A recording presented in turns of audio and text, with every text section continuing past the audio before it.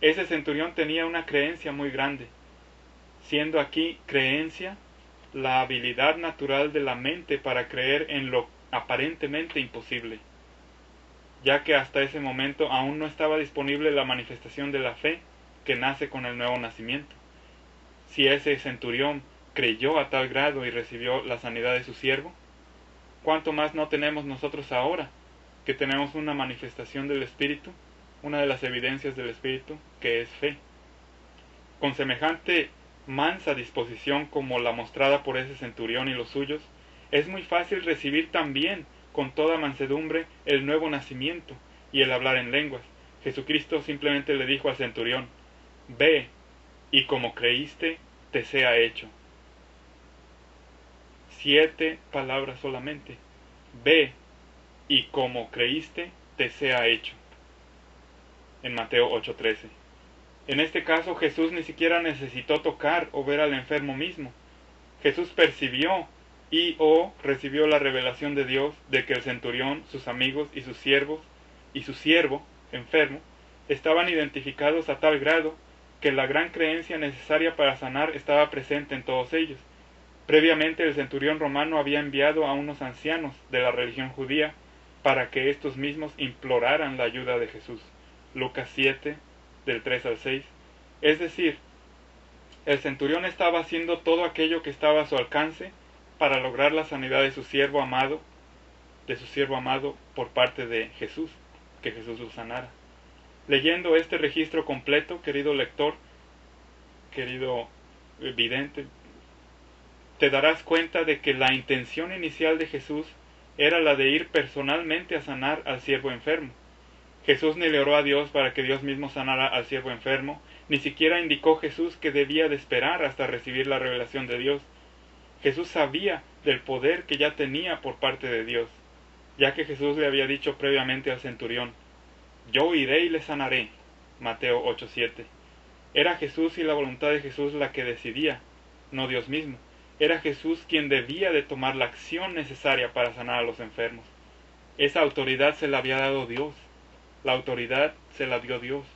La aplicación de esa autoridad es responsabilidad nuestra, como lo era de Jesús.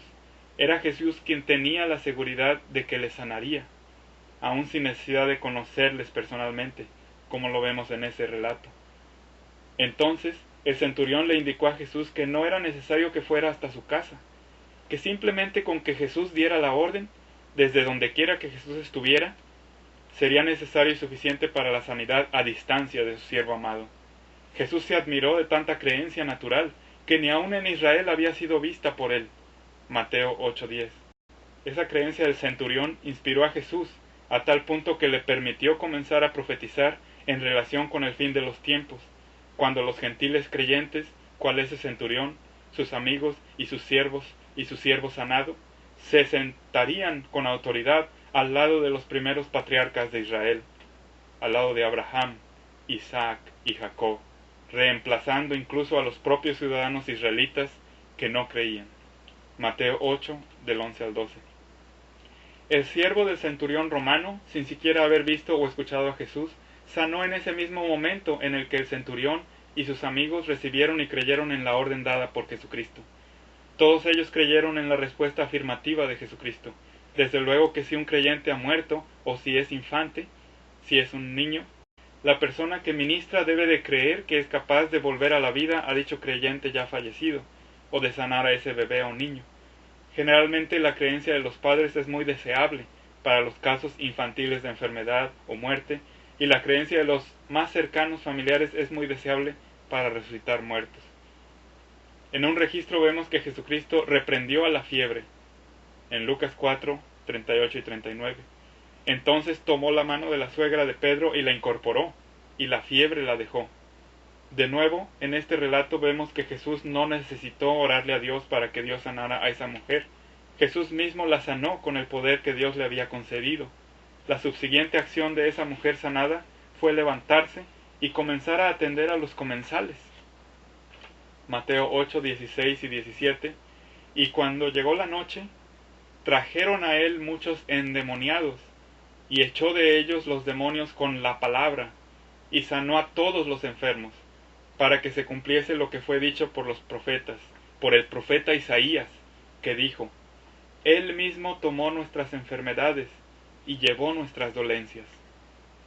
Esos endemoniados y enfermos fueron llevados a él porque los familiares y los enfermos o los endemoniados mismos, los enfermos, cuando estaban coherentes, conscientes, ellos mismos tenían un gran deseo y confianza de que si se les llevaba a Jesús, si se le llevaba a Jesús esa clase de pacientes, entonces Jesús sería plenamente capaz de sanarlos. Y Jesucristo los sanó y los libertó a todos, no solamente a muchos, como en el caso de Felipe, sino a todos, ya que ni uno solo de ellos fue pasado por alto, y lo mismo hicieron sus discípulos, en Hechos 5:16. Jesús no necesitó de implorar o rogarle a Dios para sanarles, Él simplemente lo hizo con la autoridad que Dios le había dado, y nosotros tenemos la misma autoridad dada por Dios, nuestro Padre.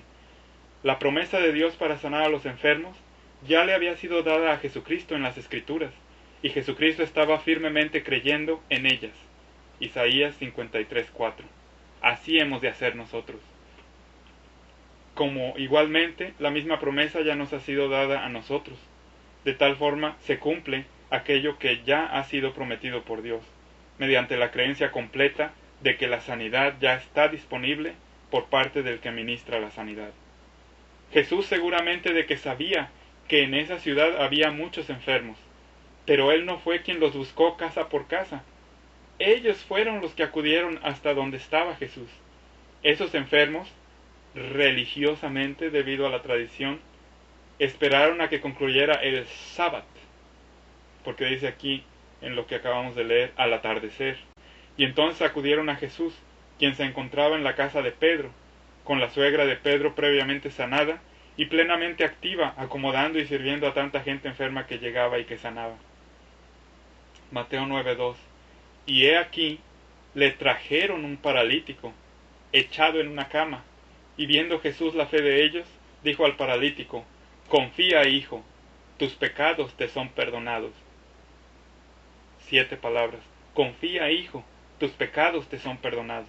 En este caso, los que acompañaban al enfermo, al que cargaban en su camilla, lo llevaron hasta la cima de la casa, dentro de la cual se encontraba Jesús.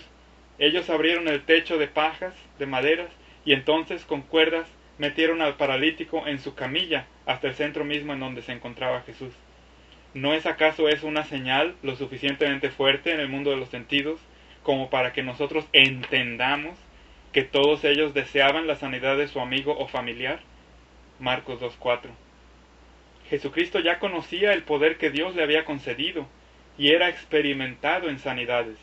Y aún más, ahora Cristo Jesús, resucitado, sigue y seguirá vivo, respaldándonos, confortándonos y ayudándonos desde la diestra del poder de Dios.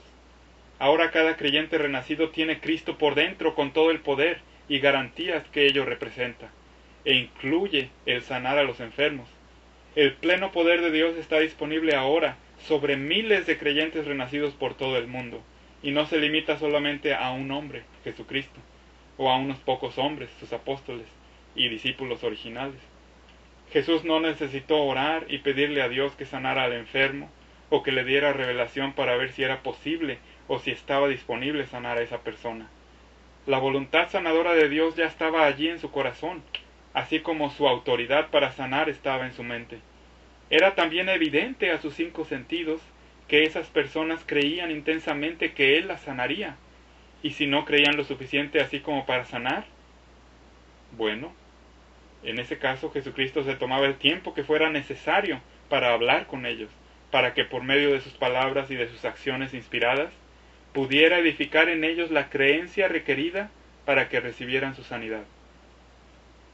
Jesucristo fue capaz de discernir mediante sus 5 sentidos y acompañado de la revelación de Dios y de ver la gran creencia de las personas que deseaban la sanidad para ellos mismos y para alguno de sus amigos o familiares. Al ellos tomar la acción para estar en la presencia de Jesucristo y entonces poder ser sanados. Adicional a eso, Jesucristo fue capaz de recibir revelación de Dios, si es que era necesario, para saber qué decir. Por ejemplo, Jesús comenzó a sanar al paralítico con simplemente decirle: tus pecados te son perdonados. Mateo 9:2.